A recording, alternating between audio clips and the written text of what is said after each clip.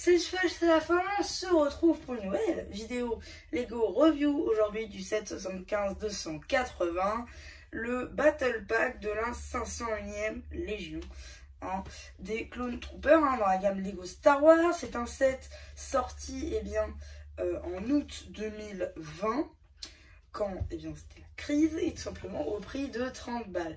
Voilà. Un Battle Pack qui aura fait parler. Parce que c'est une légion aimée des fans, mais bien plus, c'est un Battle Pack qui coûte tout simplement 2 fois plus cher qu'un Battle Pack normal, puisque les Battle Packs normaux sont à 14,99 €, hormis les nouveaux qui sont maintenant à 20 €. Et là on se retrouve avec un 30 qui contient donc 6 mini-figurines, mais t'as 2 droïdes déjà, donc on va dire 4. Et normalement, du coup, on aurait dû en avoir 8. Avec les petites constructions. Voilà, quoi. Bon, après, ça fait le taf. Mais on va faire tout ça. On va le voir à travers cette vidéo. Mais c'est un Battle Pack.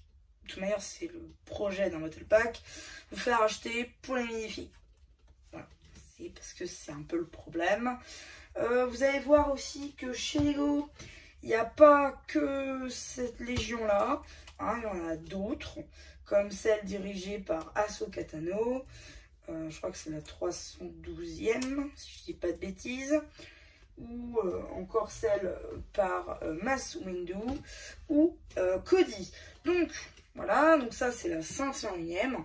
Et donc, aussi à savoir, c'est que ce pack aura sa réédition normalement cette année, donc en 2023, à 20 € cette fois-ci, donc avec d'autres minifigs, etc.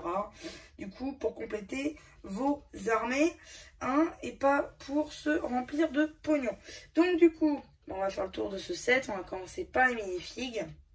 Donc, ce Clone Trooper, où l'arme diffère, donc là par exemple on a le gros fusil, mais on a aussi les petits, comme ce que tiennent les Battle Droids, juste là pour les deux autres. A noter que du coup, ce genre de figurine là, on en a 3. Donc voilà, je dis pas de bêtises. Donc du coup, le casque qui reste exclusif à cette boîte, il ne réapparaît pas dans le nouveau, Battle Pack.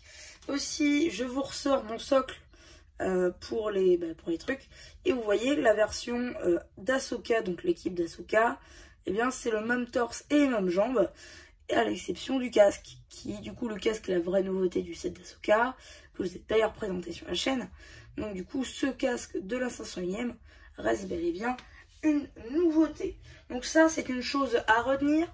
À noter que la tête est la même pour tous les clones, juste ici une tête qui reprend un petit peu le même imprimé que Cody, sauf que Cody il a une impression en plus, sa griffure au visage.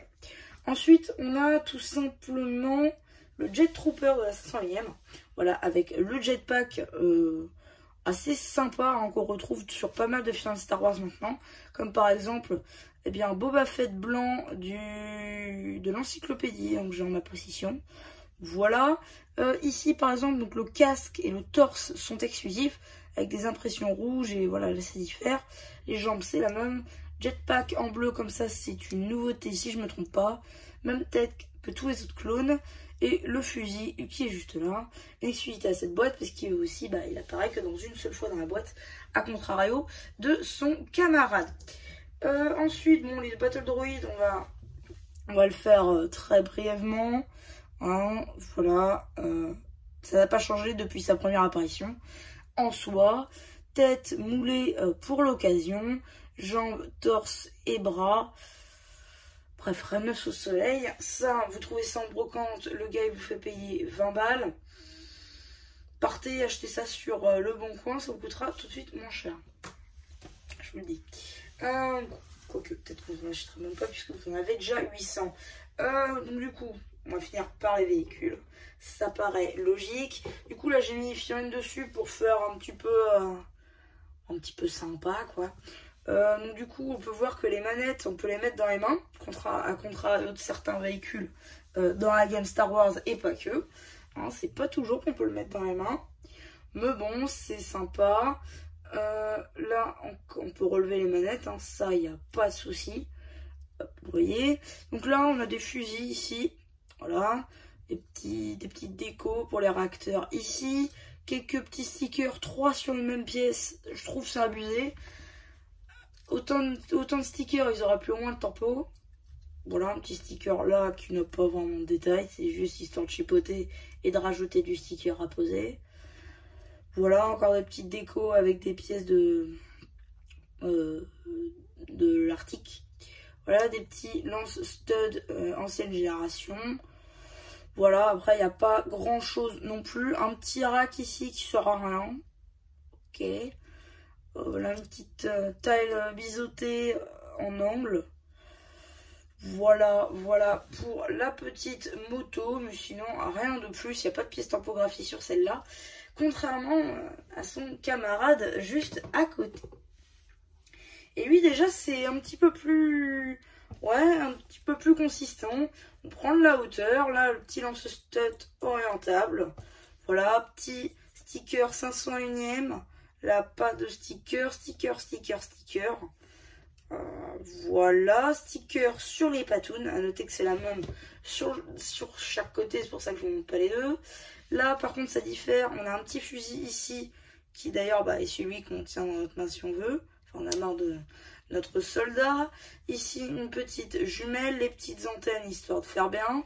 Là, on a une petite pente 2x1 tempographiée pour les commandes. Voilà, le petit guidon, histoire de commander. Voilà, ça je vous l'ai déjà dit. Les patounes qu'on peut orienter au-dessus, mais bon, voilà. Les petites griffes aussi qui sont là. Juste ici. Là, les petites pontes en mode grille. Voilà, c'est assez complet comme véhicule. Par contre, c'est pas du tout sympa à monter. Très clairement, c'est l'un des rares sets où j'ai pas pris de plaisir à monter. Franchement, si je l'ai pris, c'était surtout pour la collection, pour avoir... Pardon, je vais donner un coup dans le trépied. Si j'ai pris ce set, c'est surtout pour avoir les clones. Mais très franchement, je veux dire, j'avais pas vraiment monté des gros sets Star Wars.